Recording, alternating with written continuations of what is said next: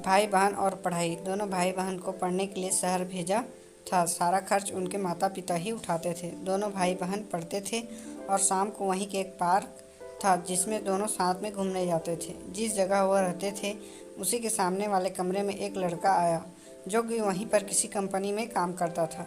उस लड़के के किराए पर मकान लिया और वहीं पर रहने लगा। लड़का रोज़ सुबह अपने काम पर निकल जाता और शाम को ही वापस आता था। वह लड़का जानता था कि सामने वाले कमरे में दो भाई बहन रहते हैं। कई बार उस लड़के ने बात करने की कोशिश की थी पर लड़की ने कोई जवाब नहीं दिया था। ये बात उस दिन की है जब संडे था और वह लड़की अपने कपड़े सुखाने के लिए छत पर गई थी।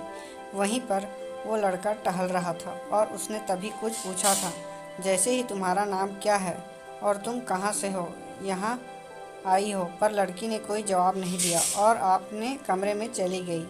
एक दिन रात को उस लड़की को बुखार था और उसका भाई भी काफ़ी परेशान था बिकॉज़ वह दवाई नहीं ला पा रहा था। तभी उसके भाई ने सामने रह रहे लड़के से बात की और दवाई के लिए लाने को कहा। फिर उसके बाद वह लड़का दवाई ले आया और इसी बहाने से वह कमरे में दाखिल हुआ। लड़की को दवाई दी और पूछा कि अगर कोई और काम हो तो मुझे बता दो, मैं कर सकता हूँ। तभी लड़की ने कहा, नहीं, मैं कर लूँगी। पर लड़के ने सोचा कि यह बुखार में है और कुछ खाने के लिए ले जाता हूँ। कुछ देर बाद लड़का उनके खाने के लिए ले आया। दोनों भाई बहन ने खाना खाया और उसका शुक्रिया अदा किया। आपने हमारी मदद की। हम यहाँ पर किसी को नहीं जानते, इसलिए किसी को बता भी नहीं सकते और हमें यहाँ पर कोई आए हुए कुछ महीने ही हुए हैं। अगले दिन लड़का अपने काम पर चला गया और लड़की की तबीयत कुछ ठीक होने लगी। इसी बार लड़की ने लड़के से कहा, कुछ खाने के लिए बना दिया है जिससे उसे अच्छा लगे। जब शाम को लड़का घर आया तो लड़की ने कहा कि आप कुछ खाने के लिए मत लाना, मैंने आपके लिए कुछ बनाया है। लड़की ने कहा कि इसकी कोई ज़रूरत नहीं थी। लड़की ने कहा, बस मैंने अपने लिए बनाया था तो कुछ आपके लिए भी बना दिया, इससे कोई फ़र्क नहीं पड़ता। उसके बाद लड़का और दोनों भाई बहन ने मिलकर एक साथ खाना खाया और उसके बाद कुछ बातें भी की। लड़की ने बताया कि हम यहाँ पर पढ़ाई करने के लिए आए हैं और आप यहाँ पर अकेले आए हो। लड़के ने बताया कि मैं जिस कंपनी में काम करता हूँ उसी की वजह से यहाँ आया हूँ।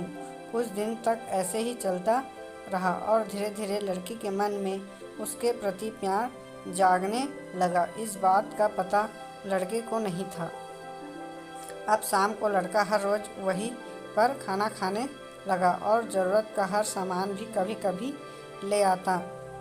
दोनों धीरे धीरे बढ़ रही थी। एक दिन वो लड़का वापस नहीं आया और लड़की उसका इंतज़ार करती रही। अगली सुबह जब लड़की ने उसका दरवाज़ा खटखटाया तो कोई जवाब नहीं मिला, पर पूरा दिन इंतज़ार करने पर भी वो नहीं आया। जब लड़की ने मकान मालिक से बात की तो सामने वाले कमरे में जो रहता था वह 2 दिन से नहीं आया है।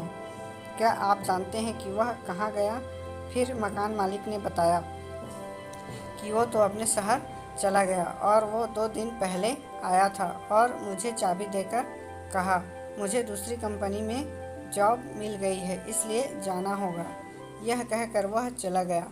अब जब लड़की को एहसास होने लगा और उसकी ज़रूरत महसूस हो रही थी तो आज वो बिना बताए ही चला गया। कुछ लोग ऐसे दर्द ही दे जाते हैं जिनका इलाज होना बहुत ही कठिन होता है। आज इस बात को 2 साल बीत गए, आज तक वो वापस नहीं आया। दोस्तों, ये छोटी सी कहानी आपको कैसी लगी हमें कमेंट करके ज़रूर बताएं और इसी तरह के और स्टोरी वीडियो देखने के लिए हमारे चैनल से जुड़े रहें। हमारे चैनल में इस तरह के बहुत सारे वीडियो उपलब्ध हैं। थैंक